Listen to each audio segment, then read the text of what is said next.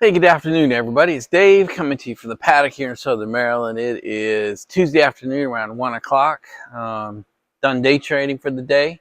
Had a pretty good day. Met my targets, exceeded them actually, so it's a good day. I'm done with all my chores at the house. I'm done with all my chores here. All my action items are pretty much done. So just thought I'd come in and do an update video from the paddock. Uh-oh. That one's out. What does CJ say? Always have an extra.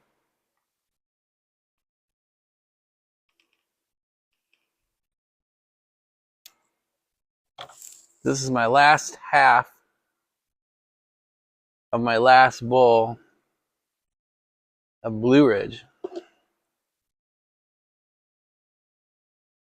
I'm puffs away from finishing the tin.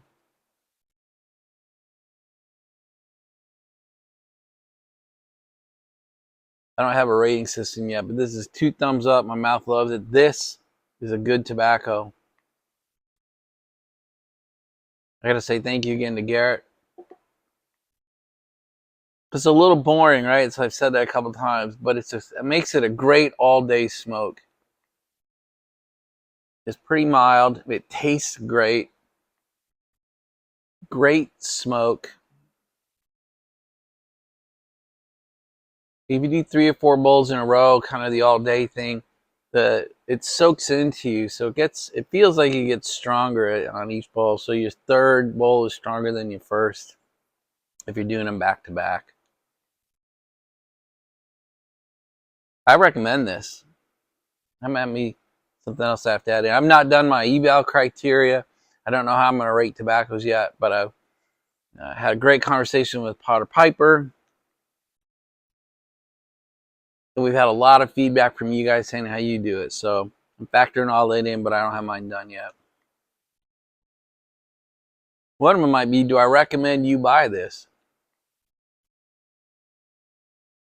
You have to decide if this is for you, but I recommend this tobacco.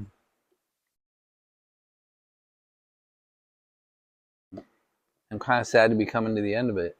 So here's my sample packs from all you guys. I counted like 23 or 4. I'm just going to show them to you. This is what I'm going to choose from next, from now until I drive away. You can just see I have so much to choose from, coming from so many of you.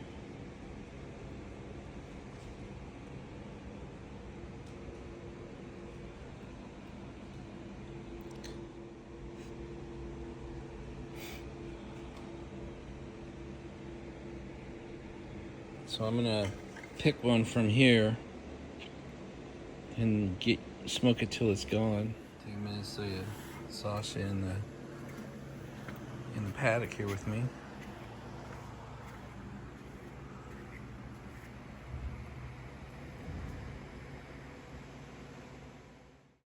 Okay, so one of the good things about finishing the tin is you get to pick the next one I showed you. So I went with the Half-n-Half 1955, which I can't believe you sent me. Here's the original tag that was on the bag, Half-n-Half 1955, aromatic. So the concern was that it would be super dry, but I put it in the jar right away, and it is pretty damn moist.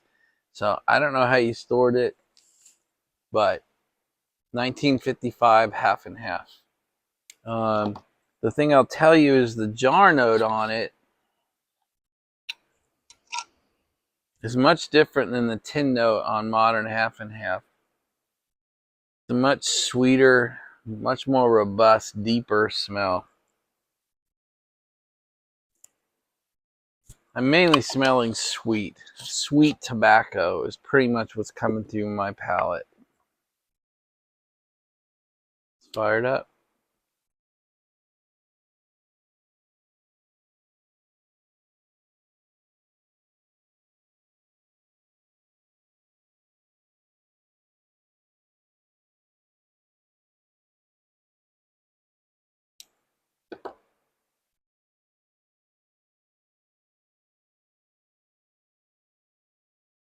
It didn't even stay lit. That tells you it's not dry. Give it a little tamp.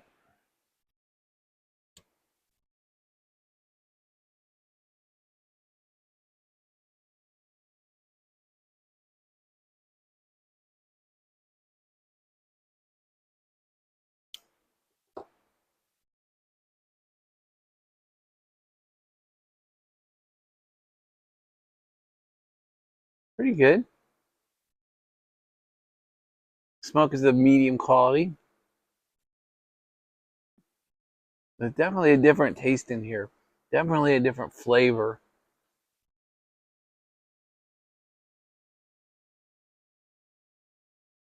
I have no idea what it is. It's almost flowery.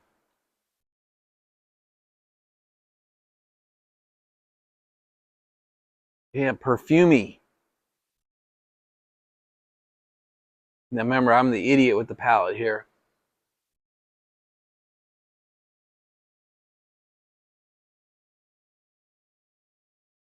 Staying lit, definitely not dry. Unbelievable. What is that, 1955? Is that almost 80 years? 70 years? What are we, 69 years old? What an honor. What a privilege to smoke something from 1955. So thank you. I'm going to do a little smoking and I'll come back to you. All right, so smoking it in this, it was a relatively terrible experience. It clogged my stem. I cleaned the stem 3-4 times, that tiny hole. So I'm going to switch pipes to my, you see my Gandalf. I mean, it's not what it's called, but this is what it looks like assembled. But it's got a giant hole up the stem. So I'm going to switch on you and I'll come back to you and tell you what I'm thinking. So I'm going to show you. It's so moist it sticks up in the jar a little bit. It is not bone dry like I thought it would be. So anyway, I just want to show you that before I stuffed it in the pipe. Well, that changed things entirely. Can't explain to you why the old tobacco was breaking up enough to clog.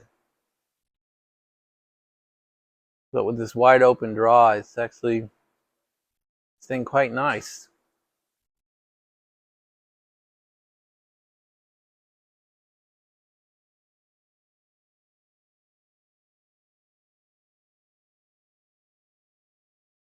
Smoke quality is pretty damn good.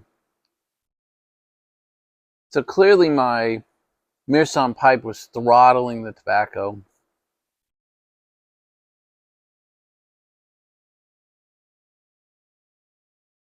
Yeah, it's staying lit nicely, making nice smoke.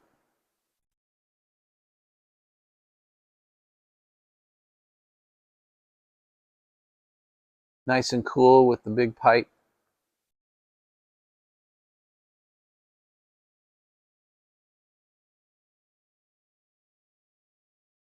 Definitely a sweet, flowery taste on the retrohale especially.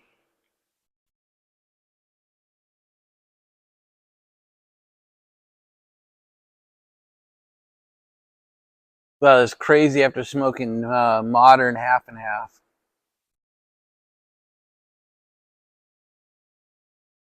I don't think anybody who smoked this blind would think it was half and half.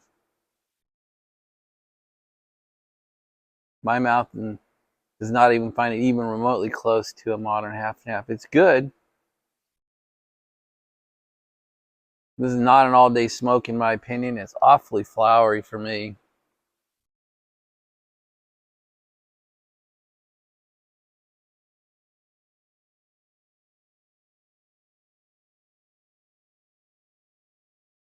Let me go ponder this for a minute. Would Greg be proud of that pipe or what? So here's the actual box that came in. So it's an Allen Aeron. It's actually the Fallon.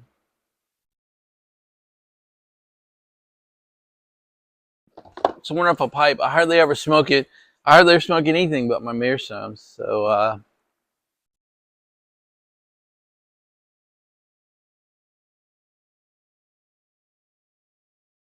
definitely not a clincher. Anyway, I just thought it would kind of crack you up to show you the difference. I think this is a nice church warden, and look at the size difference.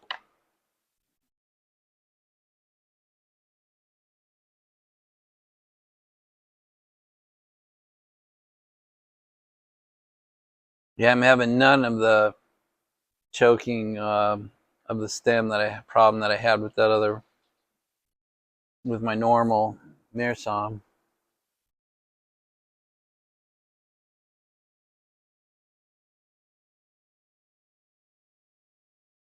So my mouth doesn't really like the floweriness of it. There's a strange sweetness that I'm calling flowery. I'm honored to have smoked this. A 1955 tobacco of any kind is amazing. But I can't say I like it. This is really bold, number 1.5, so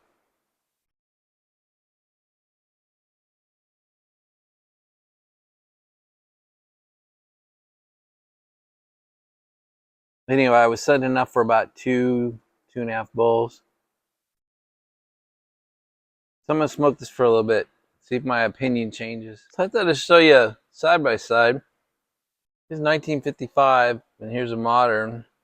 Look how much lighter and brighter it is. This is much darker. Now this just may be aging, but I just thought I'd show you the difference between a modern half and half and a 1955.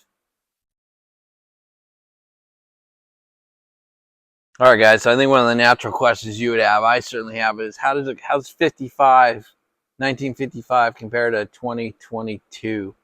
So that's the next thing I'm gonna do is load a bowl up. I'll load the exact same pipe up. I've cleaned it out. Modern. It's be the next thing my mouth tastes. So let's see what it says. So the first thing I notice right off the bat is when I pack my pipe with this modern stuff is much thinner, the flakier. I mean, it's shaved much thinner than the 1955 version. Don't know what that means. Just physically, when I loaded the pipe with it, I noticed that right off. All right, here we go. Loading, lighting the modern version.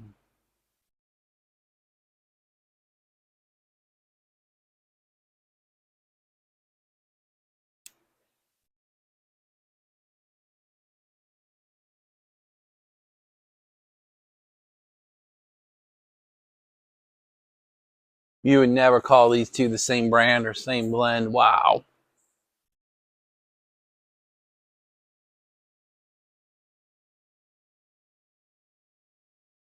It's a little bit like smoking hot air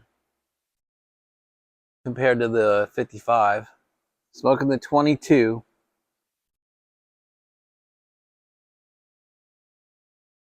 is almost tasteless compared to the 55.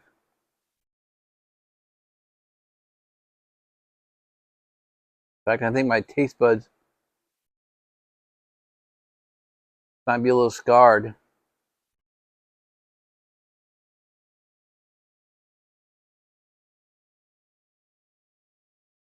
This burns quicker, that's for sure. All right, let me spend a few minutes with the modern. I'll come back. All right, guys, so I'm done. I finished the bowl of the modern, half and half. And all that shit I said before was wrong. So after doing them side by side, I mean literally a minute apart, the 55 was more moist, if you can believe that. So the 2022 was drier. The 55, I did a char light, and then I had to do a tamp and a relight. The 22 just stayed lit. They both burned warm to hot. This bowl got very, very warm, almost hot. Both 55 and 22 did that.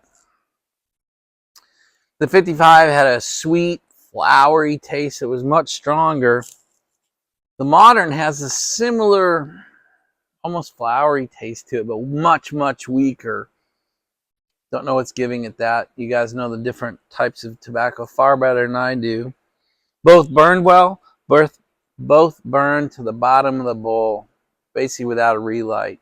The 55 required a char light and a light, but then burned to the bottom of the bowl. The modern just took the char light, first light, went to the bottom of the bowl. Both ended up giving good smoke once I used the right pipe.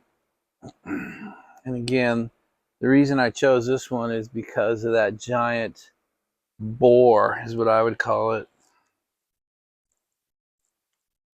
Now, what's funny is in both cases, I wasn't a big fan of the flavor. I give it a half of a thumbs up. I'm just not, I guess I'm just not a half and half guy, whether it be from 55 or 22. But there you go. There you go. There's an idiot smoking, given the rare opportunity to smoke a 55 half and half. So that's it for now.